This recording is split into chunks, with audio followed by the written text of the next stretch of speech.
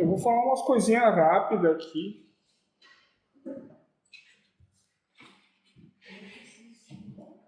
Ela até comentou, mas se ele vir, eu falo de novo. Alguns criticam ele e o trabalho. Eu só lembrei a história do tempo de Jesus lá também, ele foi reprovado, né?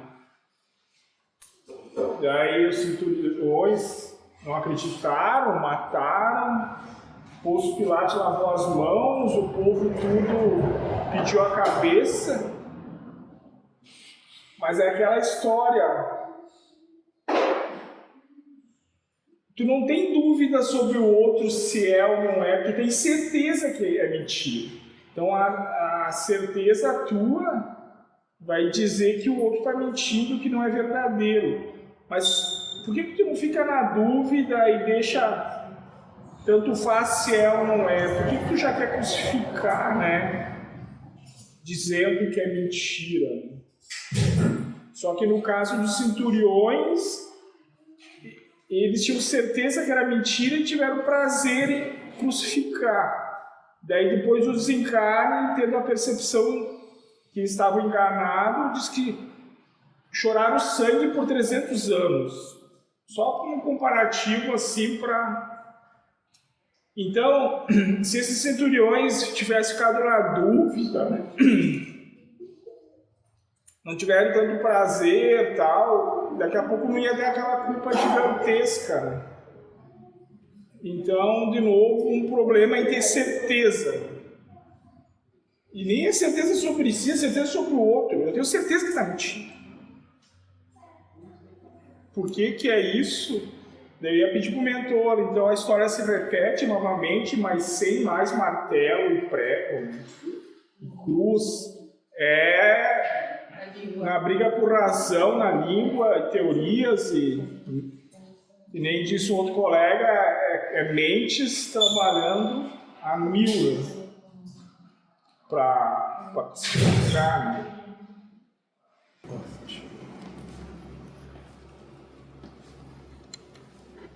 Aquele que não estiver pronto para levantar o rosto e tomar outro tapa, aquele que não estiver pronto para levantar e tomar outro soco, aquele que não estiver pronto para levantar e tomar outra paulada, merece isso aqui mesmo.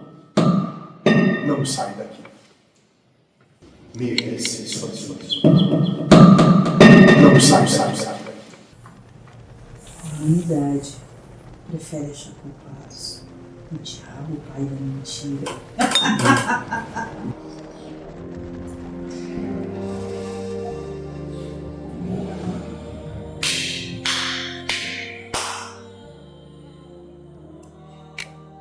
Carta para a luz. A luz que nos traz a lucidez do espírito está voando no inferno, em uma corrente pertencente ao caos e ao nada, mergulhada na escuridão de uma noite internamente clara. Me alcança em ilusões e me colocas no caminho traçado pelo Pai. Me auxilias a retornar ao polo amoroso grande gerador que há muito tempo reneguei. Agora sei que nada sei, e que para te sentir luz vespertina, desenlaçado das verdades devo estar. Em pedaços, tamanho diminuto, devo me postar diante do reflexo do que sempre fui. Como parte dele, devo me vergar a sua vontade e caridosamente atender ao seu chamado, colaborando assim com sua obra. Pelo amor aos teus irmãos, devo me despir deste que me limita e refletir aquilo que não encontra barreiras. Por amor, venho a ti e me coloco sem condições à tua frente. Abro meu coração à tua luz. Assim, dou mais um passo e me jogo sem medo na escuridão, pois sei que minha mão hoje segura a tua em uma corrente inquebrável de amor. Espírito Senhor. Eu vou falar umas coisinhas rápidas aqui.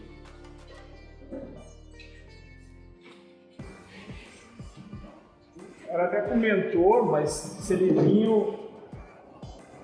eu falo de novo. Alguns criticam ele e o trabalho.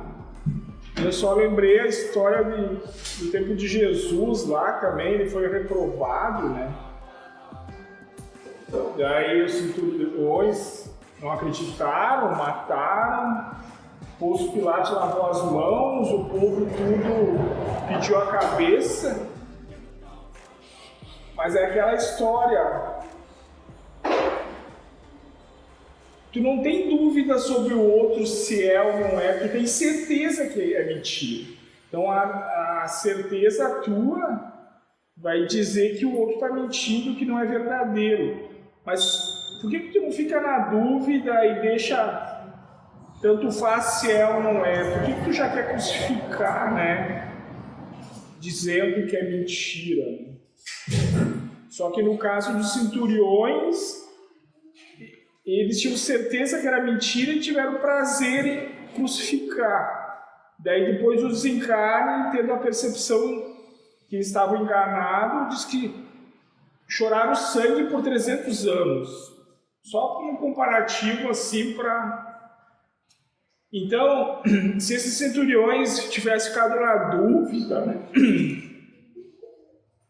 Não tiveram tanto prazer e tal, daqui a pouco não ia ter aquela culpa gigantesca, né? Então, de novo, um problema em ter certeza. E nem é certeza sobre si, é certeza sobre o outro. Eu tenho certeza que está mentindo. Por que é isso?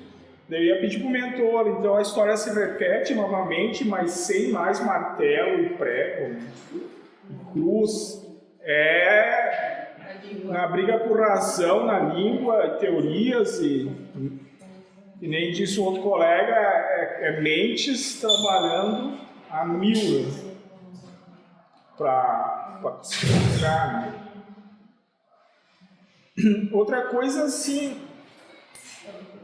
o mundo moderno, as facilidades do mundo moderno, é parecido que o trabalho é cada vez pior, assim. É errado trabalhar. A impressão que dá, a juventude, também me englobo.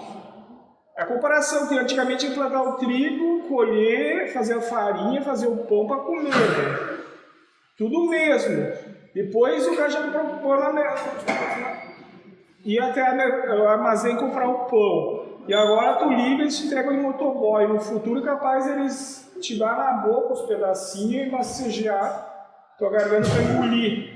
E daí tá parecendo que o trabalho é errado, tipo, se essa geração tivesse que plantar o trigo, colher, nossa, fazer pão, nossa. Só que a comodidade, às vezes dá essa impressão que o trabalho está sendo uma aberração, né? Não sei se é só a visão minha, mas está sendo reclamando por besteirinha. Eu me englobo nisso. E os mais antigos, certo, pensam, o quê? Tá achando ruim fazer isso aí, eu fazia muito mais. Mas, sei lá, né? E ainda essa questão de trabalho, de escolher muito, né? Então, eu conheço um filho meu que tinha trabalho perto de casa e começou a achar ruim coisas lá.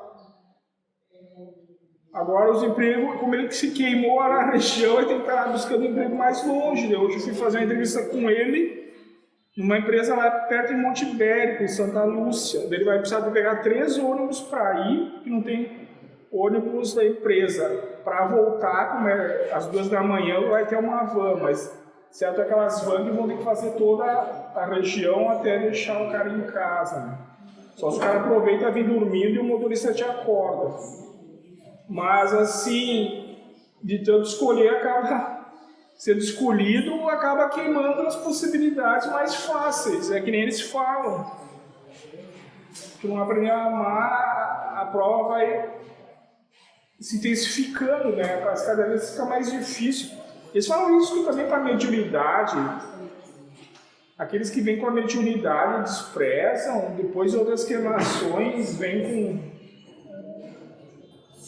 mais periclitante a coisa, às vezes vem até deficiente, não sei o que, para não fugir do que se comprometeu. Então, essas coisas aqui que me aconteceram essa semana, não tinha muito o que falar hoje não, acho que foi por isso que o mentor nem veio. Eu vou passar a palavra então pro Firmino e depois quem quiser falar, sinta à vontade, nós não vamos rir e coisa do gênero. Eu estou quebrando galho até eles chegarem, se vão chegar, né? Mas sempre disseram para não ficar dependente da incorporação, né? Então, não tendo as entidades para incorporar, agora a Michelle chegou, a gente vai tocando, que parte do tratamento é o desabafo só, não precisa nem o outro aconselhar, né? Bom, então, muito obrigado, Lindomar. Sobre o que foi trabalhado para hoje à noite, é a questão número 258 do Livro dos Espíritos. Tem uma situação que eu estava comentando com o Lindomar antes, que sem ser um encontro passado do outro,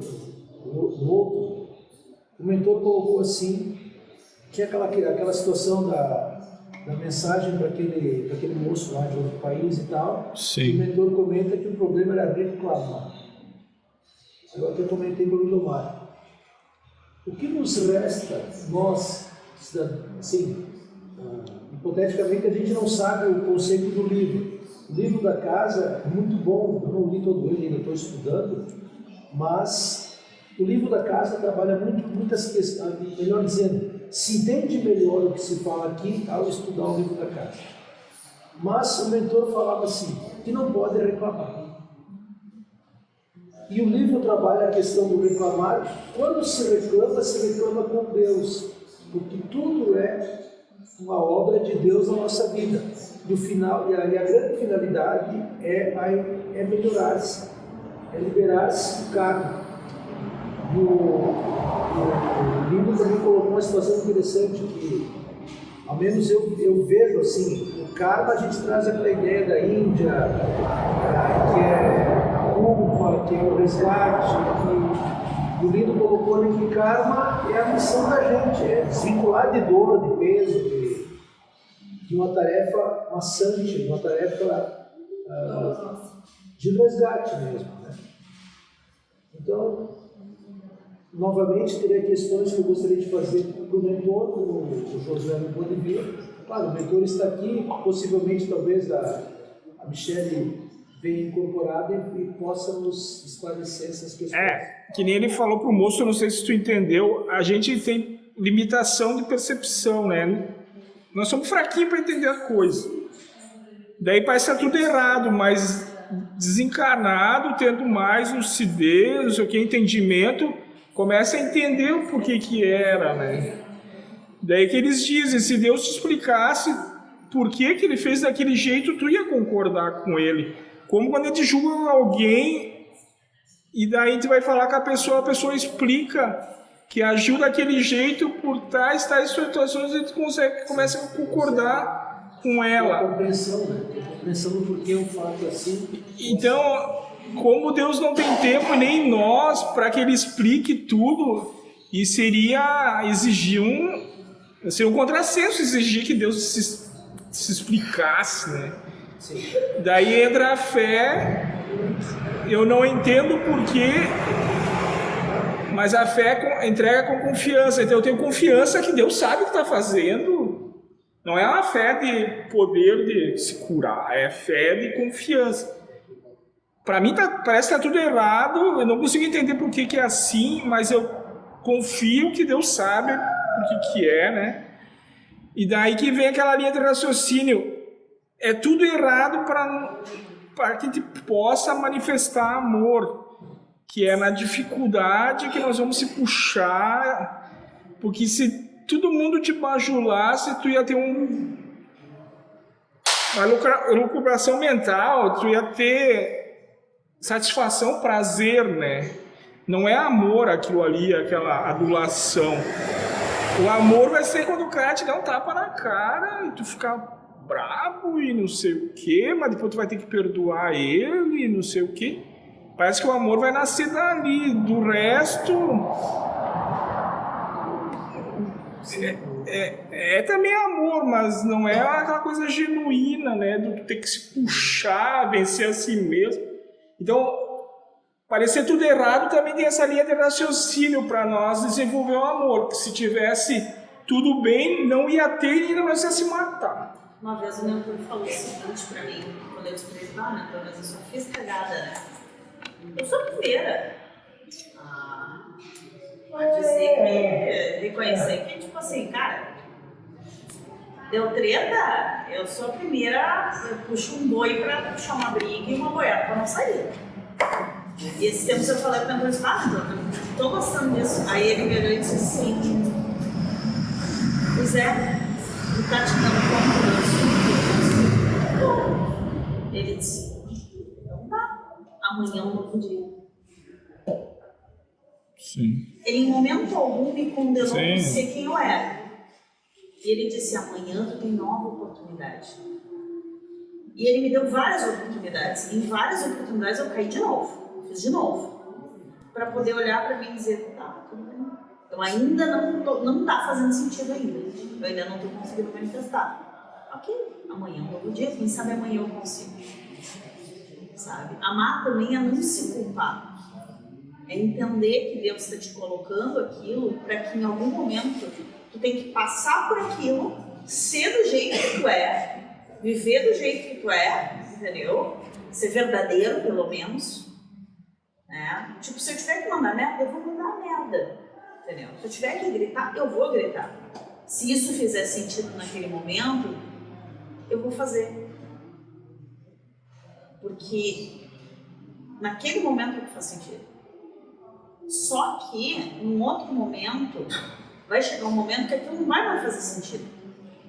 E eu vou poder olhar para trás e dizer, viu aquelas vezes que eu gritei? Pois é, isso me deu experiência, né? Porque é uma experimentação, é porque é experiência, né? Que nem o mentor sempre falou, tu só vai poder falar daquilo que tu experienciou, né? Daquilo que tu exemplificou. E exemplificar é viver. Dizer, cara, eu entendo que a fúria não faz sentido porque eu já senti essa fúria. Eu já passei exatamente nesse mesmo lugar. Sim. Tu não leu um livro. E chegou um momento em que eu olhei e disse assim, cara, não faz sentido. Não faz mais sentido, isso só fez mal pra mim. Ah, mas o irmão que tá recebendo a tua paulada, bom, ele não recebeu de graça. Não foi de graça, porque nada é de graça. É justo e merecido. E às vezes o irmão que recebeu uma paulada, pra ele, não foi uma paulada, foi só dele. Foda-se. Entendeu? Então, assim, também passar a se amar. O que parece errado faz com que tu passe a te amar também. Dizer, bom, tudo bem, nesse momento é isso. É isso que a casa oferece. Mas aos poucos, quem sabe eu consigo, né? E vou experienciando, e tateando e olhando, porque não tem um manual. Deus não deu um manual de vida. Ele nos deu exemplos. Mas esses exemplos só existiram porque houve vida. Houve caminhada. Houve vivência. Né? Então, assim, se a gente também não se experimenta, como é que eu vou dizer, por exemplo... teve uma época em que a minha arrogância chegava a tal ponto que as pessoas que trabalhavam comigo choravam. Fazia chorar, literalmente. Porque eu aprendi a fazer isso na minha profissão. E eu achava que aquilo era certo. Aí vieram pessoas que me deram porrada, e que eu meti porrada também. Só que nesse meio dessa porradaria aquilo não fez mais sentido. Fazer as pessoas chorarem não fez mais sentido. E aí eu olhei para aquelas pessoas, pois é, né? Aí todo mundo dizia assim, tinha uma pessoa na minha vida que dizia assim, eu não sei como é que não demite essa pessoa é insuportável. Putz, por ter metido tanta porrada e ter sido tão arrogante, eu entendi que eu precisava daquilo. Precisava exatamente daquela pessoa. Naquele momento me veio, tu precisa. ela tem que te ensinar. Mas a pessoa passou 2 anos da minha vida e ela me ensinou a trabalhar com mais calma. No meu profissional, a não humilhar as pessoas. A olhar para elas e falar, olha, cara, a ser mais honesta também. A falar, olha, tô sentindo que eu vi, tu me fez isso, eu senti isso, quem sabe a gente conversa, faz de outro jeito. Pelo menos no meu profissional, que era onde eu sempre tive uma arrogância muito grande. No meu pessoal, também, eu tô aos poucos sendo lapidada na minha arrogância. Mas se eu não for arrogante, a largar dessa arrogância não vai fazer sentido. Porque eu não vou poder olhar para a experiência que eu tive e ver tudo que eu perdi pela arrogância e tudo que aconteceu pela arrogância e dizer, cara, realmente a arrogância não faz sentido. Não é porque Deus não quer que seja arrogante, é que tu não quer mais ser. Eu não quero mais, entende? Só que Deus me proporciona exatamente o personagem arrogante. Me proporcionou um personagem arrogante. Venenoso, arrogante, mentiroso, hipócrita. Para quê? Para que eu pudesse olhar para trás e dizer, pois é, hipocrisia não faz sentido, mentir não faz sentido, sabe? Eu estava descendo para cá e pensando, e eu disse assim, cara, eu já muitas vezes, eu já passei por cima de mim mesma para agradar os outros. Eu não fui sincera com o que eu estava sentindo, porque o que eu estava sentindo era vai a merda, entendeu? Mas eu não tinha coragem de dizer isso vai a merda. E eu precisei de várias coisas para mim poder ser sincera com as pessoas, pelo menos sincera comigo mesmo, dizer, cara, não faz sentido. Eu me molestar porque o outro vai ficar feliz. Faz sentido? Não, não faz sentido. Eu não estou sendo honesta. E a primeira coisa que o mentor fala, seja honesto contigo e com o outro. E aí eu me molestar porque eu vou para te agradar, é ser honesta contigo? É te dar a oportunidade também de me amar do jeito que eu sou? Não é, porque eu estou me escondendo. Ah, é a melhor forma, é a forma correta, na paz, é o cordeiro? Não, não é. Nunca vai ser. Mas me dá a oportunidade de olhar para aquilo e dizer, cara, eu não quero ser desse jeito. Não faz sentido ser desse jeito. E muitas vezes a porrada que a gente toma, a gente olha para o outro no espelho e diz assim, cara, não faz sentido ser desse jeito. Eu vou ser de outro jeito porque justamente eu não me sinto confortável vendo isso. Isso não me faz bem. Isso me molesta, então eu não vou ser desse jeito. Eu uso o exemplo, entende? Então Deus, ele manda as coisas não como a gente quer, mas como é. Isso eu tenho aprendido cada vez mais aqui. Várias situações que têm acontecido aqui na casa têm me ensinado, têm me mostrado, sabe? Mostrado cada vez mais como tratar os outros como iguais, a não fazer diferença nas pessoas. Uma das coisas que eu estava pensando esses dias era o papel de cada um aqui na casa, como já foi me mostrado. A importância de todos nós, de todos. E me foi mostrado isso não do jeito que eu gostaria, não de uma forma pacífica. Não, foi mostrado na porrada mesmo. Eu tinha sim que tratar os outros como iguais. Valorizar o trabalho do Lindomar, que vem aqui, se não fosse ele, nós não teríamos o material. Muita gente talvez não tivesse acesso ao que a gente tem.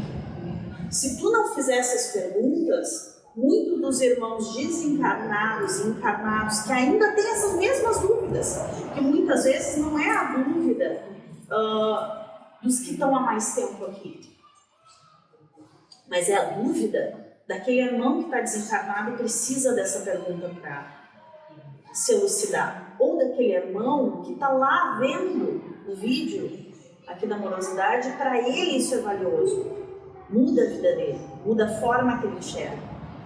E essas perguntas são preciosas. As perguntas que o Jamaica traz, que a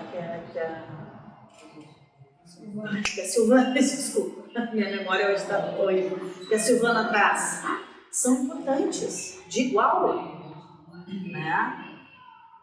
Cada um de nós, mesmo que em silêncio muitas vezes, trazem coisas importantes, sabe? Mesmo aqueles que só vêm aqui, sentam e escutam, muitas vezes eles entregam para todos nós experiências, histórias, que depois a gente se dá por conta, porra, lá no dia a dia, quando a gente está fazendo alguma coisa, porra, eu já ouvi essa história e não faz sentido eu agir dessa forma, ou eu olhar dessa forma.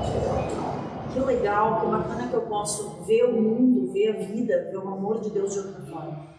Então cada um que senta aqui tem uma importância, tem o seu peso dentro da casa.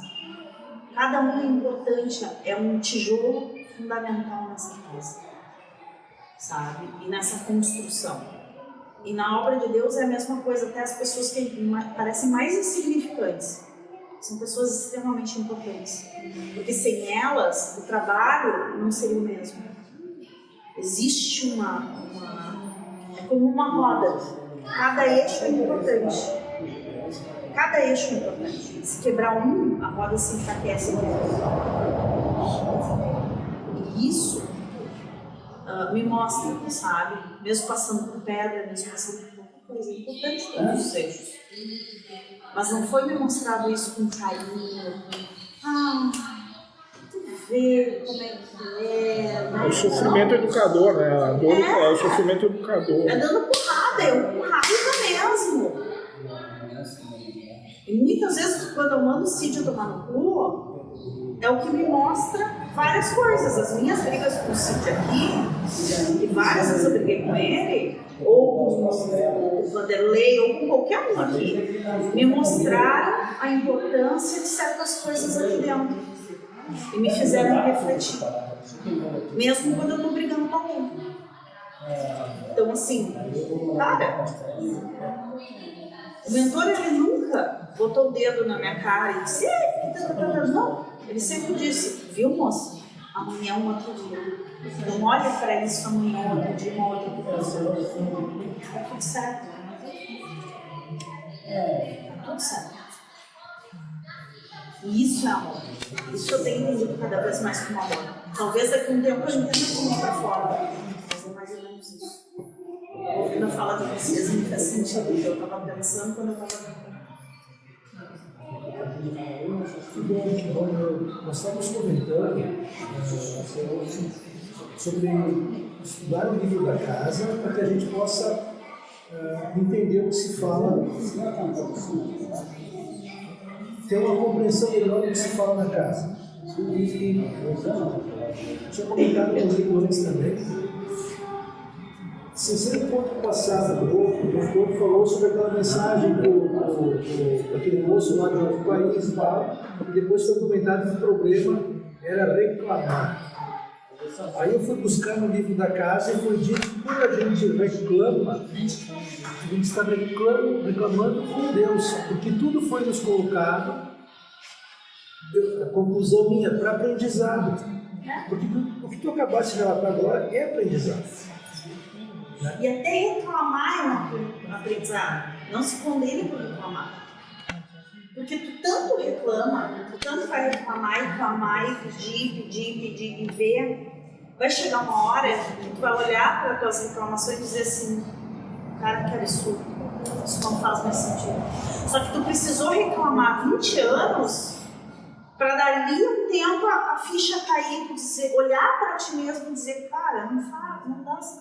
Ou alguém reclamar no teu ouvido, ficar reclamando no teu ouvido, e tu olhar e dizer, cara, mas eu também estou reclamando. Sabe? Eu tenho uma colega minha que esses tempos eu olhei para ela e ela reclama.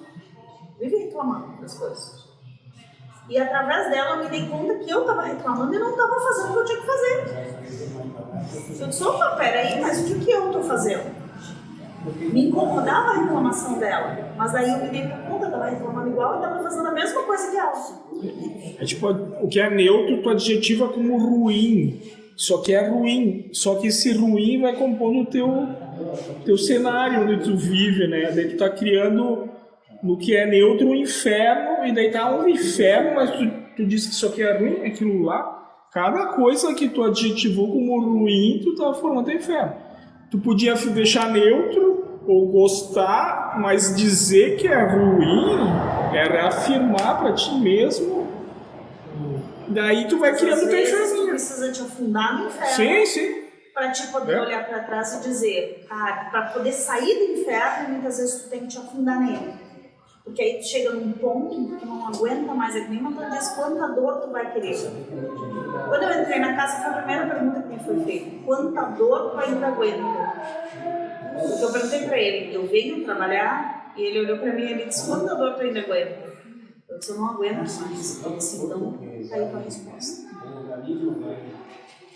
Mas eu precisei me afundar. Eu perdi tudo. Eu tive que perder tudo para poder tomar vergonha na cara e me trabalhar. E eu já sabia, desde sempre, que eu tinha que trabalhar. Por exemplo, uma questão que nós trabalhamos no encontro anterior, e a gente está sempre em conexão e com o mentor, e perguntas com a Dona Maria, com o seu Zé, com a espiritualidade. Aí vem aquela situação de que, de certa forma, que tu narrou agora também.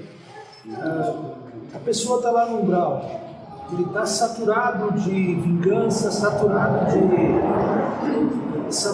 vingança, saturado de ódio, de obsessão sexual, de tudo, e isso leva a extenuar-se. E quando ele diz assim, ó, eu estou derrotado, aí começa o processo de volta. Talvez aquela tarrafa jogada ele venha.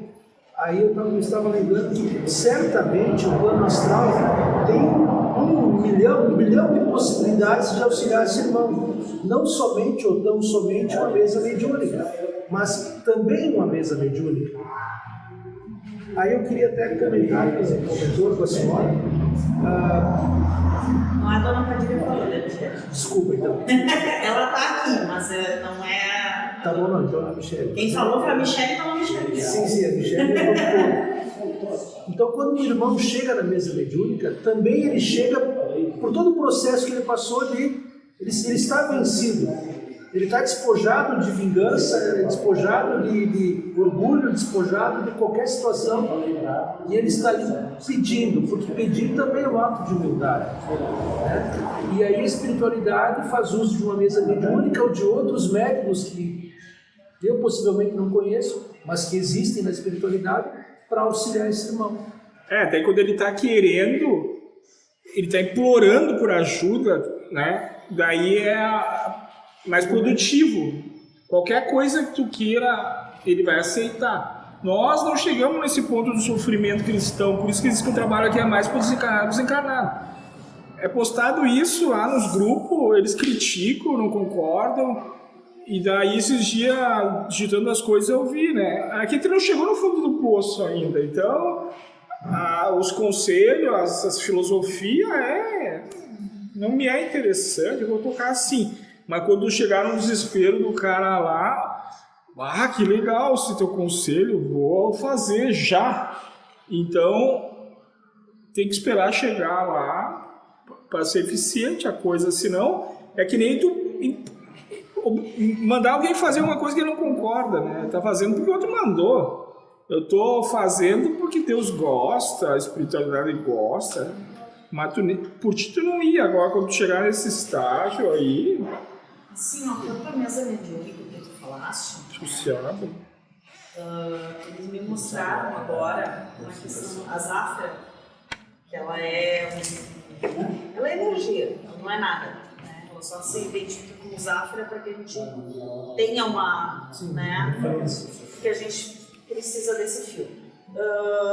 Ela me mostrou agora, enquanto tu falava, o seguinte, que a mesa mediúnica, ela não é para ajudar o espírito.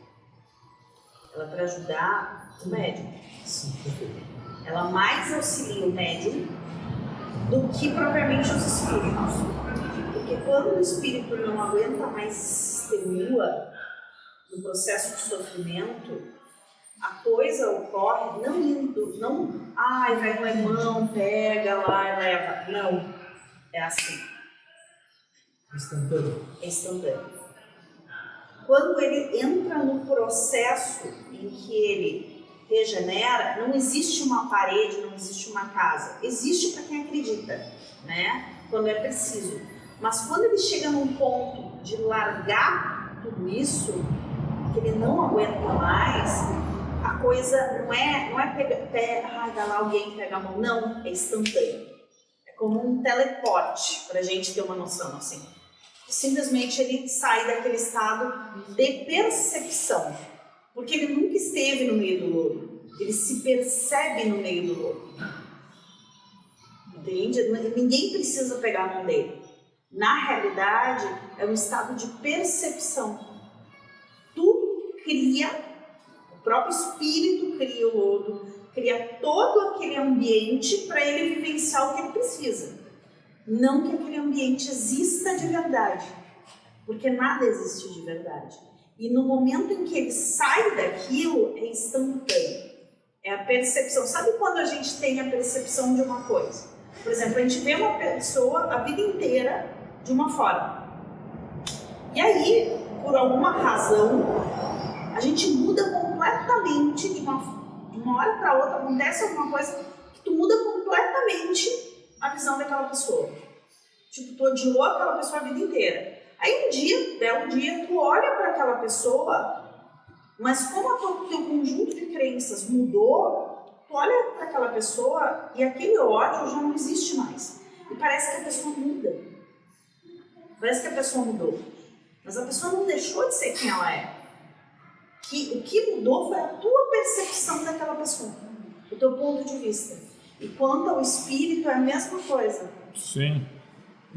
O que se cria, essa coisa do resgate na casa espírita, em todas as religiões, esse resgate é para o médium. Eu quero aproveitar. É para o encarnado que precisa dessa figura de linguagem para poder As historinhas para ele. vivenciar essas histórias, para poder ter clareza sobre aquilo que ele vem buscar. Porém, para um espírito que não tem esse limite, é instantâneo. A coisa é instantânea. A gente só não percebe isso porque muitas vezes a gente está tão tomado de ruídos daquilo que a gente, de verdades, que a gente não percebe essa mudança de visão que a gente tem, que muitas vezes é instantânea. Por exemplo, eu entro aqui e eu sinto um lugar pisado, um lugar, ruim, um lugar horrível de entrar. Percebo isso aqui tudo escuro. Mas num dia, a minha energia está diferente, eu entro aqui e isso aqui parece claro, acolhedor, gostoso. O lugar mudou? Não. O que mudou foi a minha forma de ver. E é isso, entendeu, para o espírito. É assim que a coisa corre. Entendeu? Para o espírito. É essa imagem, mas isso é um relato que eu trago da imagem que a Zafira me trouxe. Ela disse, compartilha essa imagem. Sobre a mesa mediúnica, a crença que eu tinha antes, o espírito está tudo desfacelado, perdendo a forma humana, daí quando incorpora no médium, o médium é como se fosse uma forma, ele ia se revigorar, ia se formar de novo o corpo. E a corrente, a energias, não sei o quê. Deu medo de espera aí. A espiritualidade não precisa de médium para coisar. E outra coisa, nós estamos querendo desligar aquele espírito da humanidade dele, nós vamos trazer ele para um tempo e para um corpo, tudo que nós queremos que ele se desligue. Queremos que ele se desligue do ser humano, do mundo, daí nós vamos trazer para ele. Então seria contrassenso, daquela vez eu já queria ir embora. Entendi, então vou embora. Mas daí é que ela falou, é para os médiums, muita história que eles relatam ali, é história de vida, é tipo, terapêutico para a gente, para o médium. Né? Então mais sendo ajudado do que ajudando. Tem minha parte isso? Sim, vamos... Não sei se essa era... Mas foi o que... Sim, não, ok. Com relação como eu comentei antes, eu acredito que a espiritualidade, tem N formas e tu abriu mais o leque nesse sentido de que é automático. Né? Só mais uma. Quantos morrem por dia, né? Já pensou se todos esses que morrem teriam que passar por mesas mediúnicas para se recuperar? É uma fração só para aquela religião que trabalha com corporação e resgate.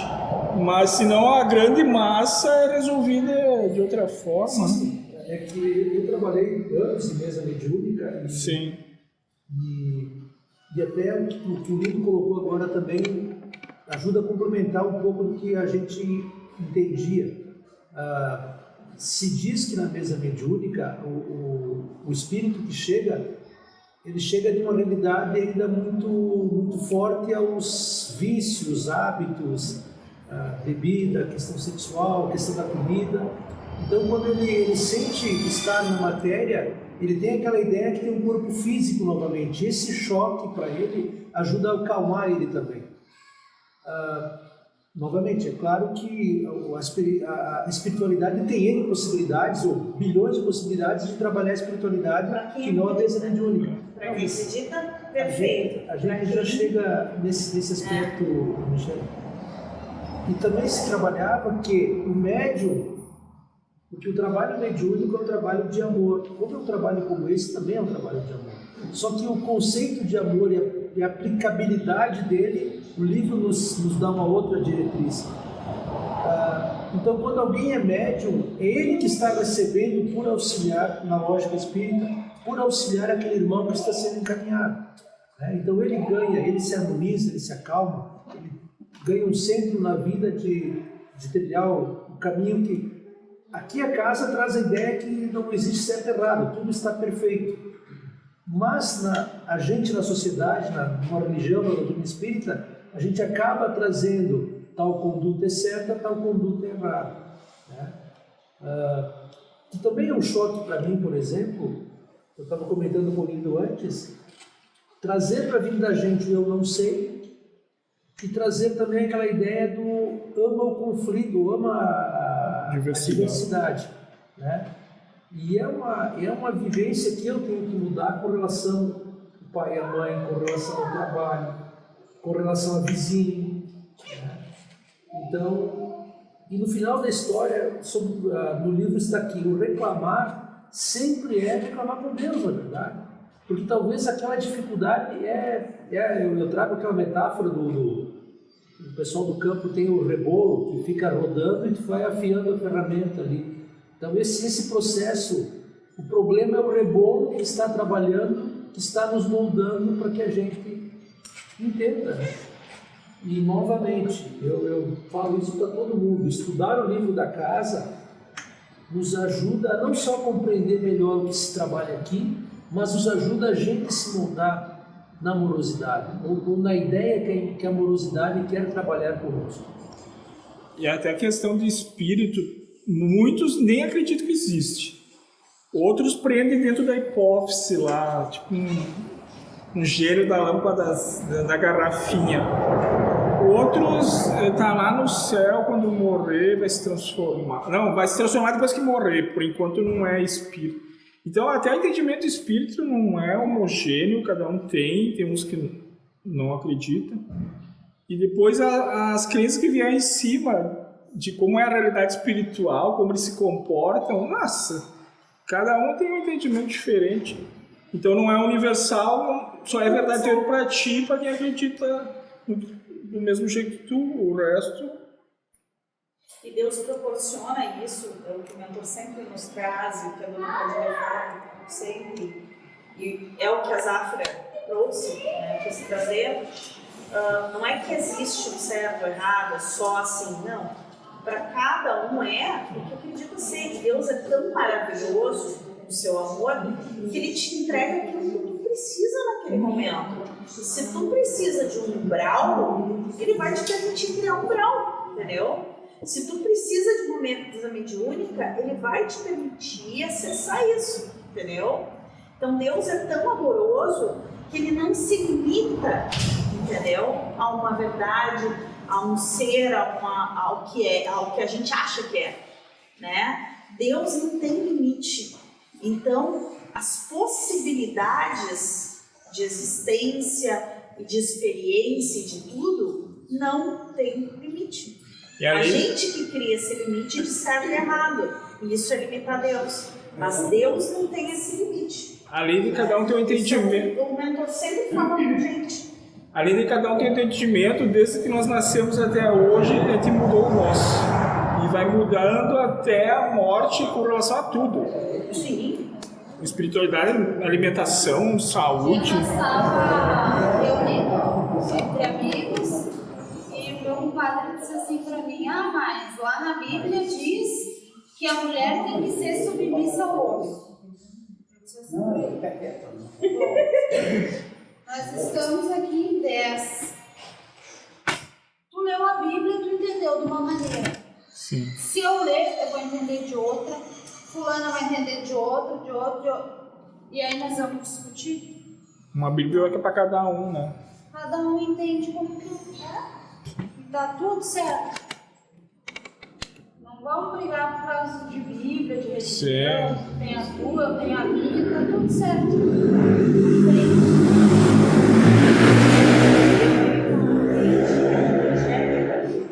E ela e o marido sempre ficaram livros, várias coisas. E um dia que eu caí no hospital, por um acaso eu estava com um livro deles dentro da bolsa, e era muita coisa que eu tinha para ler. E foi maravilhoso, porque me trouxe algumas coisas que me acalmaram lá na cama do hospital, né? Porque eu estava apavorada.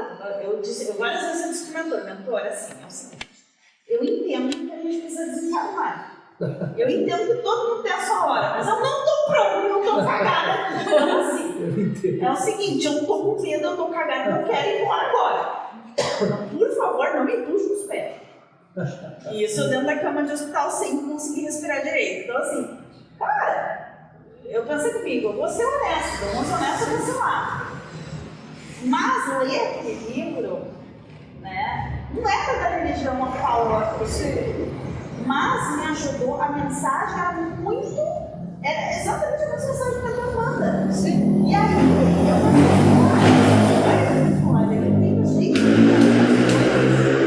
Esses dias eu estava ouvindo Ken Príncipe e veio mensagens do mentor. Eu disse, olha só que legal. Num samba, esses tempos também, eu estava ouvindo um samba e veio mensagem aqui da casa. Aí eu olhei e disse, que legal, olha só. Uma música sertaneja me veio, sabe? Qualquer livro, Em qualquer lugar. traz mensagem apropriada para o momento. Sim. Basta a gente estar necessitando e prestar atenção. Aberto. Sem criar limite. A mensagem de Deus é só nos livros espiritualizados. Até nos 50 tons de cinza vai ter sentido. E o mentor deu uma rachada nos espiritualistas que eles se acham muito detentor da sabedoria mais que os outros. Daí ele disse jogar a isca da vaidade e eles caíram, né? Os professores da lei, né? Então eles querem ensinar e doutrinar os mais burrão e daí caíram na vaidade, foram pegos. Tanto é que a Bíblia também. Há momentos que ela pode até te esculachar. Você reduzia, sabe? Fala a mensagem, a força da mensagem. Não mede palavras. A gente nem pode reclamar das nossas crenças religiosas, porque tem umas tribos que se ficar doente, eles pensam que é um demônio te incorporou, te mata e te come canibalismo, né? Então, se tu fica doente, tu tem que fingir que não tá doente, que senão eles te matam. Se tu é gêmeo, eles vão matar um, porque tem só um ficar vivo. E o gêmeo tem que ser enterrado vivo. Então, não vamos reclamar das nossas crenças, que tem pior por aí. Pelo menos a gente não tá, não tá levando chibatada, mas não é a chibatada. Sim. Né? Pelo menos o mentor, quando dá as porradas com um taco, não é com o taco exatamente, né? Mas é engraçado. Mas isso do poder da mensagem é engraçado para te ver como é a visão da gente sobre a mensagem. Já teve vezes que o mentor falou aqui que a minha vontade era de tirar o sapato, jogar nele e dizer, para de me fazer sentir culpa, porra. Sabe? Já me deu vontade, eu não vou negar. Tem vezes que ele me sacode de um jeito, e não é porque ele tá falando pra me deixar culpada, mas sou eu que tô me sentindo culpada, entendeu? Então, assim, a Bíblia é a mesma coisa. Às vezes ela vai te derrubar, por quê? Porque tu já está te derrubando. Tu já está em queda. Está te colocando na posição de queda. Como a própria mensagem, cada um tem a sua boca. Exatamente. E cada um tem os seus olhos. E todos pagam, quando se fala. Com certeza. Todos têm a sua boca, expressam. Mas já tem ouvir. Já tem um ditado que a língua é o chicote da bunda. Exatamente. Que a gente fala. Essa é total verdade. E várias vezes o mentor já falou isso. Tem boca porque fala, todos pagam por isso. Quando eu falo muscular, é exatamente isso. Que às vezes você está com o ovo. Tá realmente precisando. Hoje eu tenho uma. Eu julguei meu filho que dormiu até a tarde e ele estava numa vaga de emprego. E eu condenei, preguei, crucifiquei, furei o ventre com uma lança. Daí ele acordou e disse: não, eu acordei cedo, vi que estava marcado para X hora, eu dormi até 2 horas antes, para dar tempo de eu tomar banho e comer. Mas eu não sabia disso. Eu pensei que ele tinha dormido direto e podia estar perdendo a vaca. Daí eu paguei, levei a tabuada. É direto assim de julgar e depois não sei como eu imaginava. E daí a esfregada torta na cara, bobo, caiu de novo. Lembra o que o mentor falou? Sim, toma. Que é o julgar Deus, né? Deus fez tudo errado aquilo ali. E daí Deus diz, tá mais certo que a tua ideia. Tava mais certo, aí tem que Não tem ideia. Tem que cortar a língua e furar a nozes que tem lá. Mas às vezes, se tu não fizer isso, tu não incorrer nesse erro, sim. não tem oportunidade de lá na frente olhar para trás e dizer, pois é, não faz sentido. Porque tu não tem a experiência, tu não tem a vivência, que é o que o mentor sempre falou, desde que eu entrei na casa, ele sempre falou que a maior só poderia falar que não tivesse para dar o exemplo. Sim. Não tivesse passado para dar o exemplo. A ideia para mim é batata. Eu julgo que tá errado, se eu vou a fundo, eu estou enganado, ou eles esfregam na cara mostrando que está enganado mesmo. Tem que tomar vários esfregões até para abrir o olho, tu toma uns esfregão até não poder mais. Tá. Mas essa é a perfeição do trabalho. A gente conseguiu levar leve. Por mais que a gente saia no meio da porcaria, a gente poder olhar para a dor e dizer, algum sentido tem, não sei qual é. Eu gostaria de ler a questão número 258, mas antes eu queria fazer um pequeno comentário que, descendo para cá, eu sintonizei uma rádio que ela tem os fatos do dia, e daí ela pegou na história que em 2008 os Estados Unidos chegaram a 300 milhões de habitantes, e daí ela falou assim, frase de Madre Teresa de Calcutá, me chamou a atenção. Quem julga não tem tempo para amar, porque ele só está apontando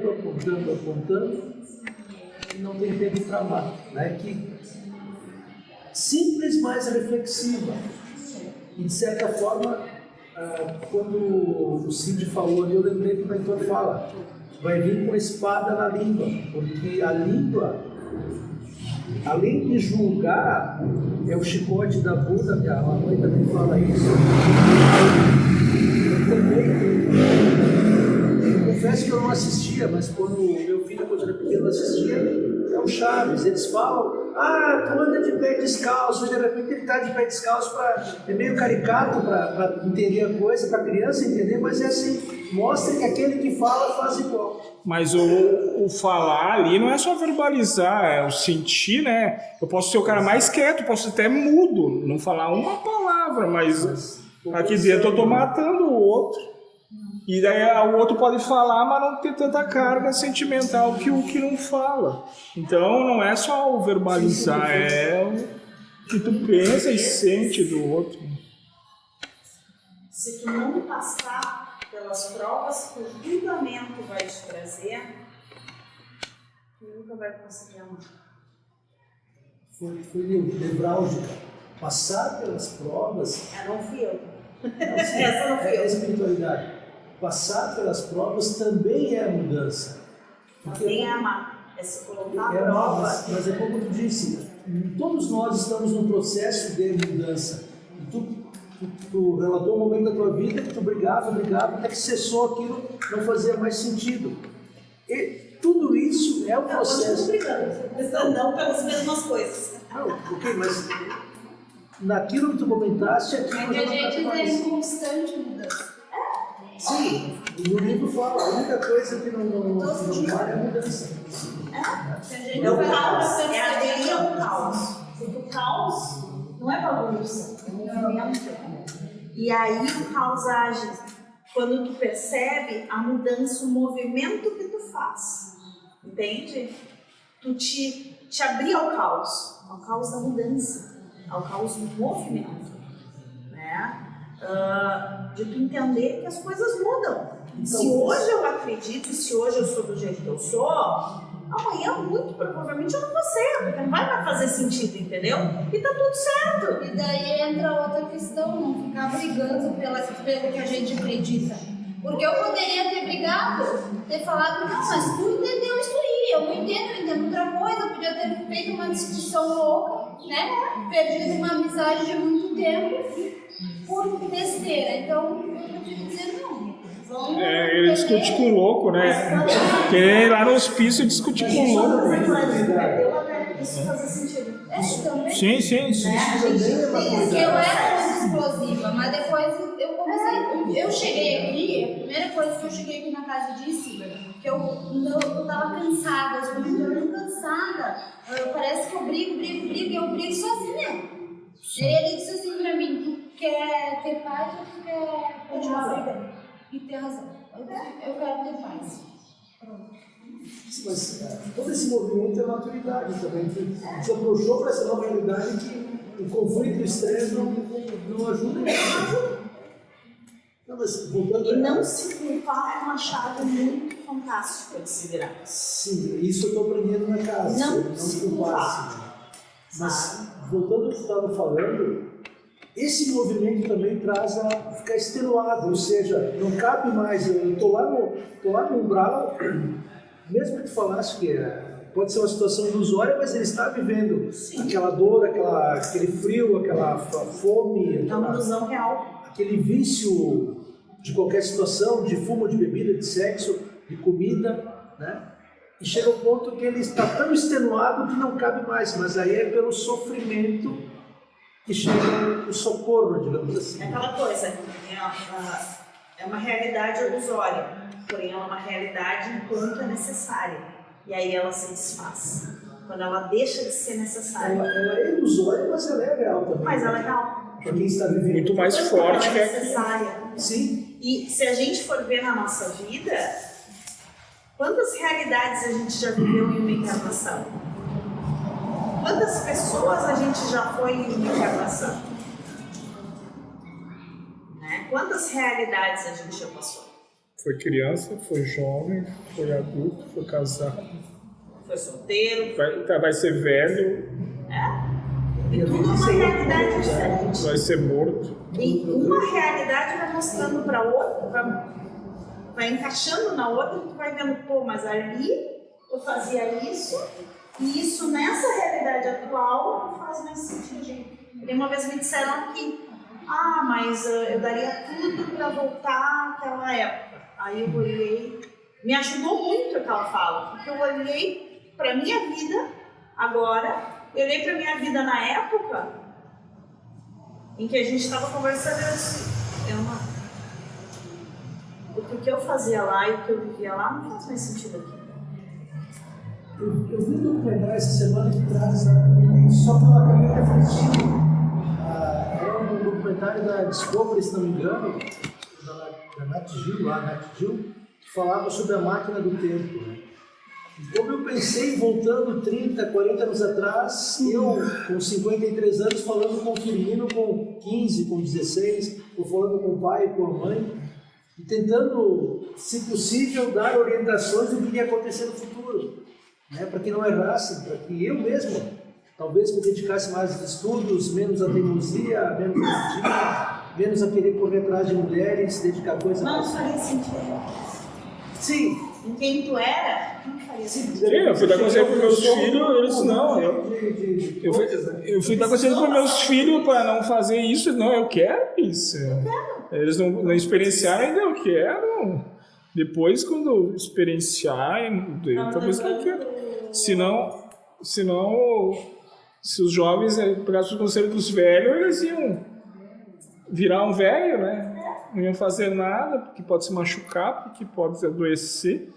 E o jovem quer aproveitar. Nos meus 30 anos, eu disse assim, quando eu chegar nos meus 40, eu vou fazer uma festa de arromba. Para comemorar a chegada dos meus 40. Eu brinquei assim, eu vou entrar na ala geriátrica com os 2 pés. E eu brincando, né, disse, vou fazer a festa. Nos meus 30, eu fiz uma festa numa roda de samba. Nos meus 40, o dia que eu completei 40 anos, tinha caído aquela enchente aqui. Foi bem em maio, foi dia 14 de maio. Nós estávamos no meio daquele caos. E aí, eu lembro que eu sentei em casa. Na noite do meu aniversário, meu marido disse assim, o que tu quer fazer? Eu disse, eu quero ir pra casa. Cara, eu sentei com uma xícara de chá. E aí eu gravei um Reels falando, ele disse assim, cara, com 30 anos eu disse que ia fazer uma festa de arromba. Hoje, com 40, uma xícara de chá, sentada, ouvindo meu marido caminhar pela casa, os meus filhos dormindo em segurança, é a melhor comemoração que eu posso ter. O melhor presente que eu posso ter de aniversário. E entender essa transformação é maturidade. Porque lá nos meus 30 fazia sentido eu passar a noite inteira bebendo e enchendo a cara e fazendo loucura. E nos teus 30 tu não ia querer isso aí, porque tu não ia nem querer ter filho. Tu não queria nem ter filho. Eu não queria nem ter filho. Tu viajasse no tempo e dissesse, ó, tu vai ter 2 diabinhos e né? Vai ter o Miguel, a Donatella, vai ter o Eduardo pra te infernizar. Meu Deus do céu, não quero. Bom, quando eu engravidei a primeira vez, teve gente que foi no chá de fralda só pra me ver grávida, porque disse assim, cara, eu não acredito. Logo tu. Sim. Então, as coisas vão devagarinho, vão mudando, mas mudou. As coisas mudam. E a gente aderir às mudanças é interessante. Uma transformação interessante. E aqui na casa eu aprendi a não me culpar. Muito pelas coisas. Eu estou vivenciando isso e eu não consegui ainda me libertar de todo, porque ele traz essa cara. É um processo. É um processo, exatamente. Eu não me libertei de mercado das coisas. Agora, o culpar-se, eu procuro trabalhar isso. É o ver em si. Ele me mija várias vezes, eu não pego a metade do que ele diz, porque pode ser uma prova de culpa, tu é um mau pai, teus filhos são vadio porque tu não cobra, não joga balde de água gelada. Eu não pego, senão eu vou me culpar. Não, daí Deus está fazendo a realidade toda e o Lindomar é culpado. Às vezes quando eu pego, eu tenho vontade de jogar o sapato, mas daí eu tô dizendo, parte sim, sabe, mas de tudo assim, sair me autoflagelando, não. Vamos ver então, vamos refletir, dá para melhorar aqui. Quem mesmo nos ensina que não dá? Porque o feliz ele tá contente consigo. O triste tem que mudar tudo para ter uma resta de felicidade. O Zé é um exemplo. O Zé nos dá esse exemplo. Ele matou, fumou, fez bacanal e tá feliz. Agora pega o santo lá, que tinha que orar o dia inteiro e se autoflagelar. Talvez não seja feliz quanto o Zé foi, né? Mas daí é a percepção de cada um sobre... Vamos ler a questão número 258. Escolha das provas. Quando no estado errante e antes de reencarnar, o espírito tem consciência e a previsão das coisas que lhe sucederão durante a vida, ele próprio escolhe o gênero de prova que quer suportar. E é nisso que consiste o seu livre-arbítrio. Eu confesso que, vendo essa resposta, eu gostaria de perguntar para o mentor qual seria a conceituação de gênero de prova. Porque aqui eu acho que ele ampliou muito. É a vida que escolheu, assim. Eu vou ser um professor... Não, mas também tem as questões que vão ser trabalhadas, tipo, trabalhar a vaidade, a soberba. Eu acho que... O gênero de eu sou um milionário que eu sou muito poderoso. Ou eu sou um morador de rua. Eu escolhi o caminho da espada. Eu sou briguenta. E o aparelho aqui foi feito para não levar desaforo para casa. E para não segurar a língua. E geralmente o mentor me diz, segura essa língua. Eu consigo? Aí esses dias eu estava falando com ele, consigo? Não. E vou estar sendo desonesta se eu disser que eu consigo. Não consigo. Minha língua é destravada e eu não tenho filtro. Vou fazer o quê? Mas, sem noção. Sem noção. Vou fazer o quê? Sou. Esse é aparelho. E esse é o gênero de prova. É o se amar também. Né? Eu tenho que me amar do jeito. Porque a prova, às vezes, do espírito era se amar.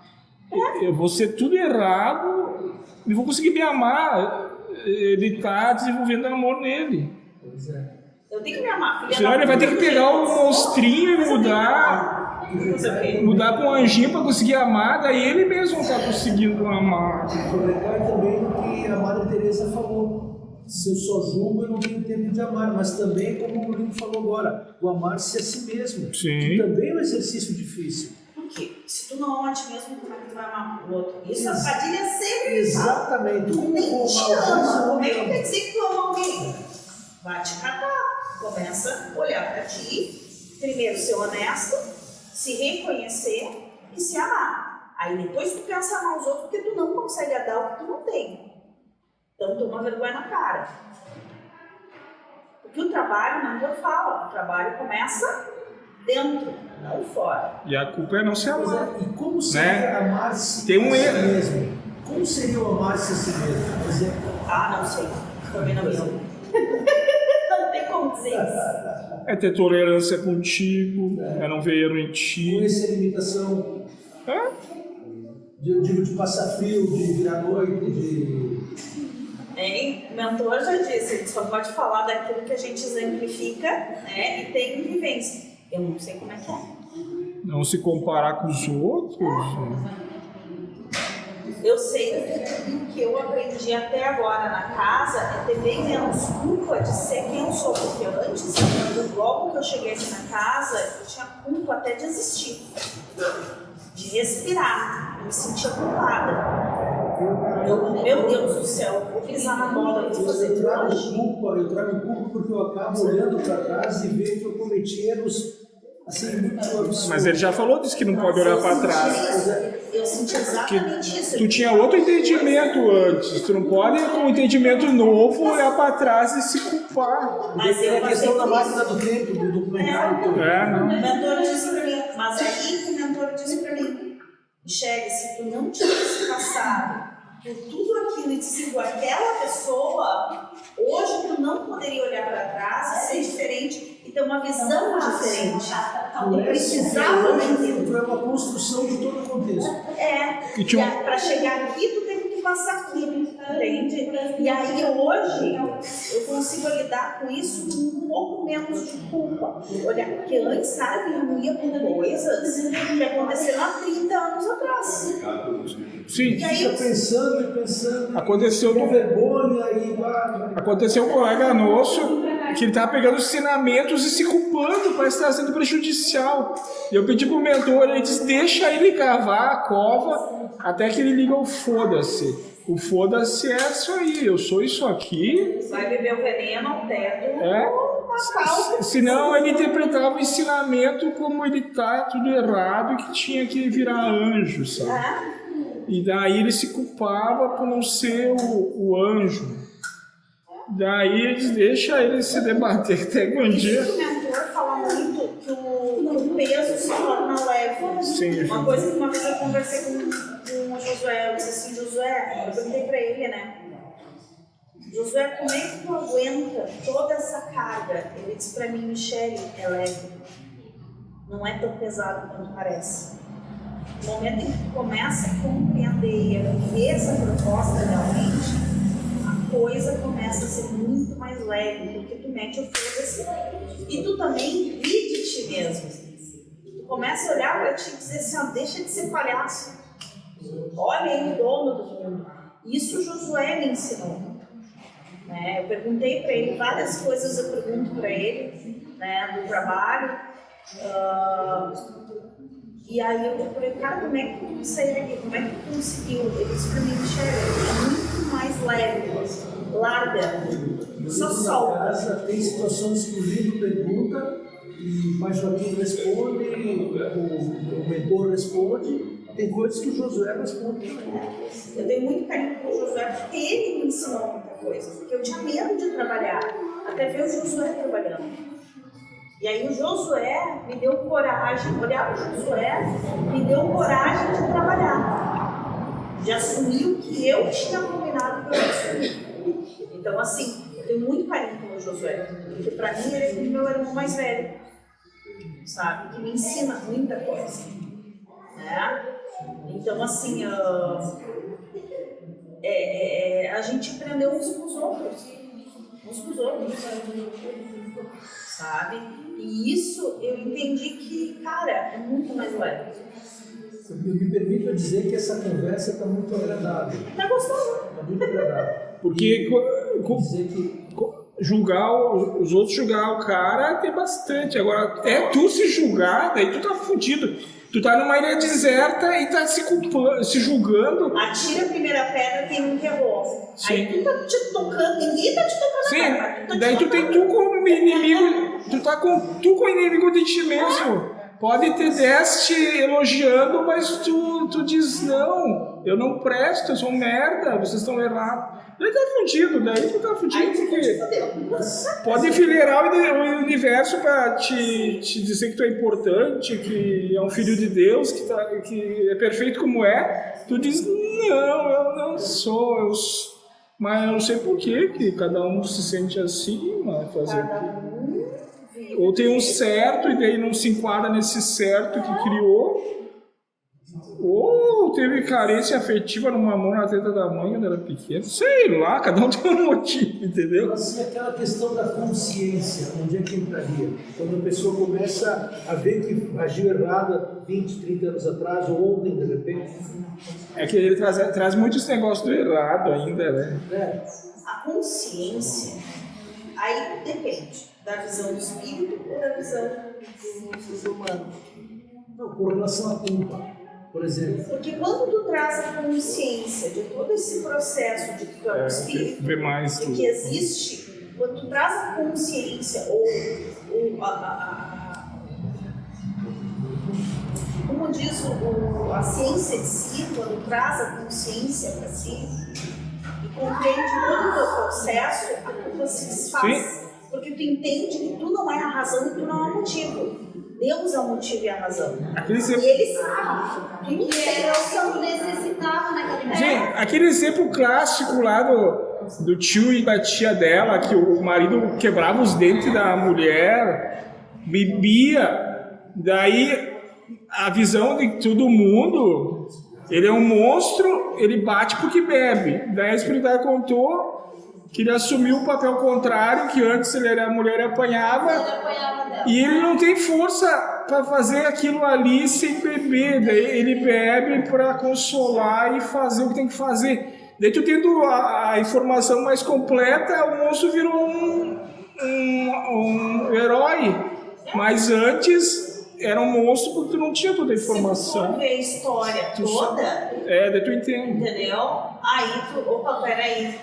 É que a gente olha com uma visão limitada. Limitada. Daí tá errado. Todos nós não estamos num contexto assim também, de termos. Se eu apanho hoje é porque eu sofri no passado. Você pediu. Às vezes, se eu apanho hoje, eu me coloquei na posição de apanhar para que o meu irmão pudesse ter aquela experiência. Né? Dentro de tudo. Que isso A minha amiga, essa moça que eu disse. Essa visão que tu traz nesse momento é entre a casa e o trabalho. Mas pegando o exemplo específico do teu tio da tua tia, é um caso de apoiar hoje porque no passado. Sim, isso sim. Não, também teve um caso comigo, tá? Que eu tomei umas porradas, tá, de umas pessoas. Eu não me dei por conta porque pra mim aquilo não foi porrada. Eu entendi a situação e vi a raiva dessas pessoas, entendeu? E disse assim, cara, talvez no lugar delas eu também estaria com raiva. Eu não senti. Mas o fato de eu não sentir aquelas porradas me descortinou toda uma história que outra pessoa, eu fui alvejada, só que outra pessoa que estava no meio da história, entendeu? Me ligou preocupada porque eu tinha sido alvejada. Porque eu fui defender essa pessoa. Eu botei lá, não, eu conheço essa pessoa e eu sei que essa pessoa não faria isso. Aí, numa discussão de WhatsApp, e aí eu tomei porrada. Porque tu é isso, porque tu é aquilo, porque tu é... Pra mim, aquilo... Eu nem lembrava mais. Quase um mês depois, essa pessoa chegou nos ouvidos dessa pessoa, essa conversa. Alguém printou a conversa e mandou para essa pessoa e disse, olha o que está acontecendo, olha o absurdo da coisa. E essa pessoa ficou preocupada comigo. E eu não estava nem, entendeu? Ali eu só servi, entendeu? Para mim, aquilo não foi porrada. Eu servi, talvez eu não tivesse o merecimento e a necessidade daquela porrada, para mim passou desapercebido. Mas para aquelas pessoas ali foi necessário, entendeu? Então, muito provavelmente, sem eu saber, sem essa consciência plena, né? Eu me coloquei naquela posição porque eu precisava de alguém que eu estava naquela posição. Eu acho que um acontecimento pode ter infinitos motivos por acontecer. Tipo, eu bati o carro. Porque uma vez eu bati fugir, ou para me desapegar do material, porque em encarnação passada. Cara, para a mesma coisa eu acho que pode ter infinitas. Então eu não posso dizer ele apanhou porque em vida passada bateu. É uma possibilidade de infinitas. Porque a doutrina espírita fala muito disso. Entendeu? Porque hoje sim. é preconceituoso com gay, sim, é o contrário, é bem gay, entendeu? Traz muito isso. E a gente cria isso como verdade, mas não tem infinitas possibilidades. Sim. Pode existir isso? Pode. É uma possibilidade. Mas não permite que seja, não que haja necessidade. Senão não quebra nunca, né? Não seja uma regra. É lei de Italião, olho por olho, dente por dente. Tu matou, depois tu vai ser morto, daí tu morre de novo. E aqui na casa se trabalha que a gente é vencido pelo cansaço. A gente satura o sofrimento e diz assim, isso não serve mais. Sim. Mas não quer dizer que eu não venha, talvez, e olhe para o meu irmão, o meu irmão precisa, e Deus está me chamando a esse trabalho, e eu vou me dispor ao trabalho. Sim. Tudo certo, entendeu?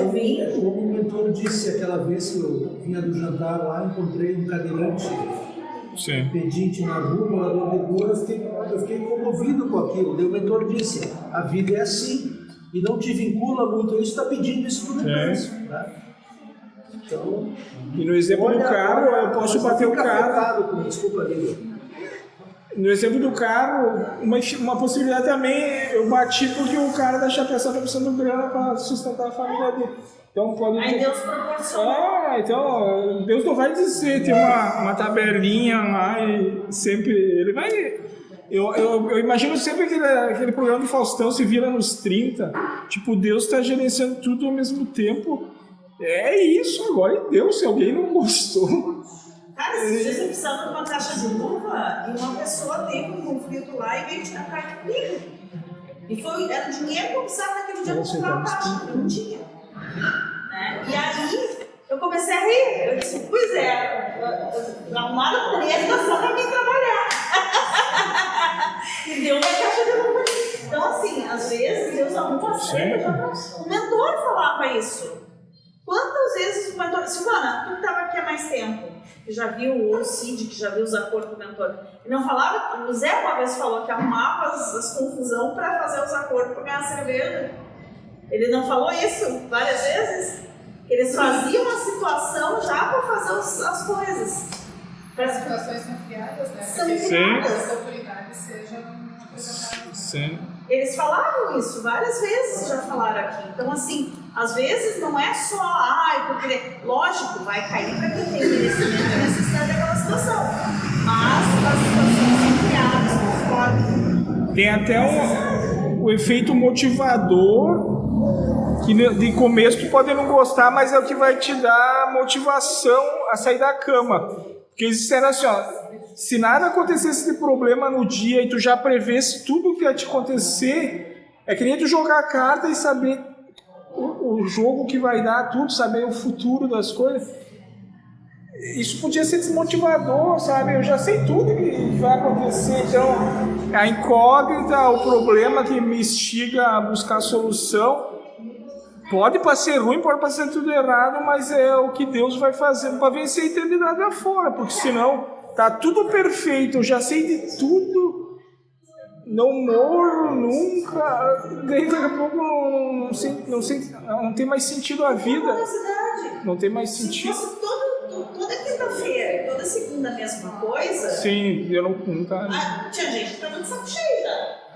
Mas não, é sempre uma coisa diferente. E às vezes a gente só vem pra ver qual é que vai ser a treta do dia. Quem é que vai tretar no dia? Quem é que vai quebrar o pau aqui? Às vezes a gente só vem na expectativa do quebra-pau. Então assim, cara... O Caos trazia bastante disso. Lembra? Que é a versão da bagunça, da mudança, ele só se põe numa sala fechada onde tem tudo que tu gosta. Tudo perfeito, não acontece nada. Tudo que tu gosta, tu tem. Dali uns dias tu tá trepando nas paredes pra sair de lá. Olha o Alok falou uma vez. Chegou num ponto que eu ganhei tanto dinheiro, que eu tinha tudo que eu queria. Sim, mano. Perdeu sentido. E aí eu comecei a entender que eu tive que sair da depressão. Para me sair da depressão, eu entendi, que na minha entrevista falou mesmo, que eu tinha que ajudar outras pessoas e que eu tinha que dividir aquilo que eu estava ganhando. E isso me deu propósito. Né? Não foi só adquirir, mas foi... O Daniel buscava uma companheira para ajudar ele na questão de saúde. E daí o mentor trouxe alguém que precisava mais dele do que o contrário. Daí ele enlouqueceu, eu tô pedindo alguém para me ajudar e eu tenho que ajudar a pessoa, mas foi o que deu motivação a ele. Agora se ele ficasse na cama lá com uma sementinha, ela desce com a bandeja e desce na boca, acho que ele tinha se matado já. E daí perde o propósito, né? Não, ele se sentia útil, lembra? mas... Ela não me obedece. Sim. Acho que ele não ficou muito tempo junto com a mesma pessoa, não sei. Ele queria falar sério com o Josué, daí ele disse: Josué, essa mulher tem muito problema, não me obedece. Daí o Josué disse: mas tem alguma que obedece, né? Daí ele não entendia. Daí... no velório dele, nós começamos a contar essas histórias, cara, a gente começou a rir. Aí o Josué me sai com essa. Ai, José, ela não me obedece. Porque o jeito que ele falava antes é quase uma empregada, uma cuidadora, né? E daí Deus, como sabe mais que nós, deu o contrário, pareceu ruim, mas depois... Deu mais treta pra ele. Ele acordou, ele rejuvenesceu, ele mudou, sim. E foi trabalho que foi dado pra ele, porque sim. ele tinha que controlar no relógio o remedinho dela, né? Aí ele parou de pensar em fazer aquelas... negócio que ele queria fazer de milho. Sim. E ele tinha que gastar um pouco, né? Que ele não gostava muito. Sim. Ele tinha que dar atenção para ela e ir atrás dessas coisas de mulher, né? Comprar roupa e gastar em remédio, e ele era sozinho, controlava a grana dele, e daqui a pouco a grana começou a ir para esses... Mas vamos seguir, né? Vamos fazer uma fotinha. A felicidade dela agora, segunda-feira, entrando aqui no banheiro novo, né? André estava muito feliz. Pensa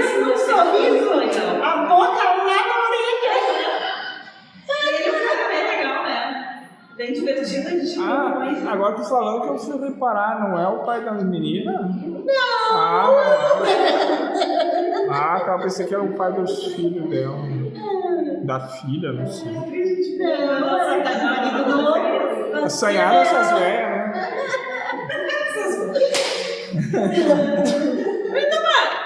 Mas eu sou velho também. Eu não tô dizendo que eu sou novo e a pessoa... Falou, Davi, o mucilão da casa. É. Como é que é? Falou o mucilão da casa. Mas agora já sabe o que quer dizer. O mucilão é aquele... Aquela bolinha branca. Sim. Chama os vizinhos novos de mucilão. Ah, tá, não sabia. E os velhos de mingau de aveia. Não promete aí. Mas- É melhor do Silão, hein? Se tu não gostar, vai ser de mingau da aveia. Ele chamando André de pé. Já tenho, Falou o mucilão. já tenho 50, meio século, não é mais Já é mucilão. mingau de aveia.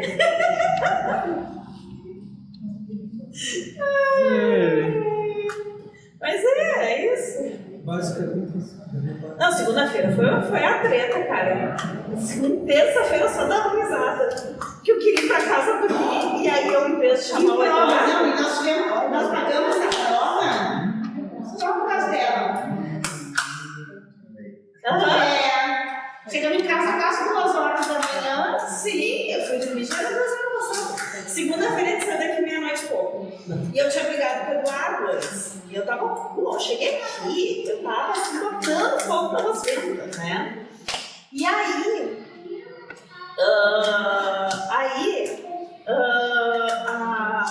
Eu tava de Uber. essa aqui tava de Uber, né? E eu disse assim, sabe uma coisa? Eu não vou chamar o Eduardo. Eu vou pegar carona com a Ed. Ele que vai se ferrar. Aí ele foi levar um dos guris lá no cruzeiro, né? E aí ela disse assim, vamos parar no posto para abastecer. Chegamos no posto, o pneu furado. Aí o Júnior me levou 40 minutos para trocar um pneu. E eu queria jogar aquelas chaves na cabeça do Júnior. E aí essa daqui, rindo, né? E nós dando risada. E aí, eu louca pra ir pra casa, pensando pra... Ela em pânico. Quando ela começou a ficar em pânico e dizia pro Júnior que ia ter que ensinar ele a trocar pneu, eu disse, a prova não é minha. Mas, cara, Agora o Fernando vai pagar o borracheiro. Sinto muito em dizer isso. vou ter que pagar o O prejuízo ficou comigo. Aí o Júnior se enrolando pra trocar. Aí quando ele terminou de trocar o pneu, eu pensei, agora a gente vai, né? Faltou bateria no celular pra pagar a gasolina. Aí eu disse, não. Ô, Diane, e tu com a história do assim, pneu A furado. gente já tem um negócio de madeira, porque o carro é mais alto, depende do lugar, a gente não consegue subir. Então a gente já tem ali. Lá no posto, o macaco não subia o suficiente o carro e a madeira era alta demais. Uma coisa que a gente usa sempre. Não deu, então assim. E aí o pneu A prova não não encaixava. Ó, mas tu tá sempre com essa história de furar o pneu, né? É foda. Mas tudo bem. Mas foi segunda-feira, só foi. As minhas provas quando eu entrei na casa, Sim, eu citei. os pneus depois virou água, né? O mentor dizia os pregos se materializam na Um dia estrada. eu cheguei pro mentor, não. Chega, Não, chega. Eu não aguento mais pagar o borracheiro. Vou tirar E com esse aí, borracheiro. e daí eles não é teu teste de perseverança. Sim. Aí caiu a ficha. Eu já tinha passado por vários lugares e não fixava. A primeira dificuldade que tinha, eu já desistia das coisas. E aí eu fui testada com os pneus. Segunda-feira era eu querendo jogar os técnicos do Júnior. Aí a partir do dia, o mais estranho de tudo, que a partir do dia que eu falei com ele, eu usei, meus pneus já estavam velhos, né? Eu usei mais quase um ano ainda, os meus pneus e nunca mais furou. Sim. Segunda-feira, cara. Ô, Michele, troquei 4 pneus em 48 horas. Aprendeu agora? Hoje de manhã, 5 da tarde. Mas por que tu trocou? Pra treinar ou aconteceu de furar mesmo? Furou? Da caminhonete da firma, 2 vezes. Viu? A prova não era só Passou pra. Não sei detalhe. Passou a maldição. Passou a maldição pro filho, né? Não, no final das contas, uma me apressando e falando que eu não sei fazer. Sim. E não fez nada. Sim. E não fez nada. Ajudou um monte, né? A resenha tava por eles aqui. E eu ali fazendo força. Eu simplesmente fiquei quieto. Ah, meu querido, com 3 homens dentro daquele carro, tu acha que eu vou quebrar minhas unhas pra trocar um pneu? Olha minhas unhas pretas. Ah, eu fiz minhas unhas semana passada. Eu sou mulher. Tá, quem falou da Bíblia? A humanidade prefere achar culpados o diabo, o pai da mentira.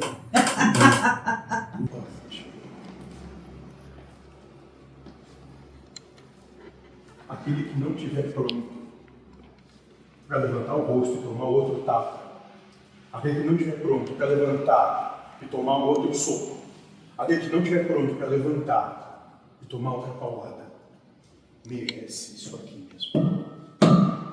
Não sai daqui. Merece isso aqui mesmo. Não sai daqui. Porque não entra na minha casa.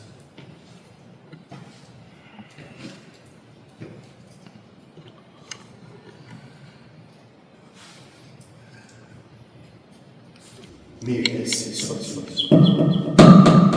Não sai daqui. Então, a humanidade prefere achar culpados o diabo, o pai da mentira.